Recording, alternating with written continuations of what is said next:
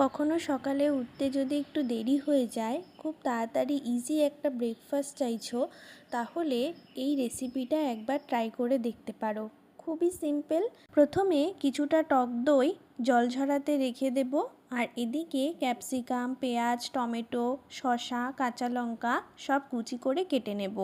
এরপর একটা বাটিতে জল ঝরানো টক দই আর সমস্ত কুচনো সবজিগুলো দিয়ে তাতে একটু নুন, একটু মিষ্টি আর সামান্য গোলমরিচ গুঁড়ো দিয়ে ভালো করে মেখে নেব। তারপর একটা পাউরুটির মধ্যে দইয়ের মিশ্রণটা দিয়ে আরেকটা পাউরুটি দিয়ে চেপে দেব। তারপর পাউরুটির দুই পিঠে বাটার ব্রাশ করে তাওয়াতে অথবা স্যান্ডউইচ মেকারে সেঁকে নিলেই কিন্তু তৈরি গরম গরম দই স্যান্ডউইচ। কত তাড়াতাড়ি তৈরি হয়ে গেল, তাই না?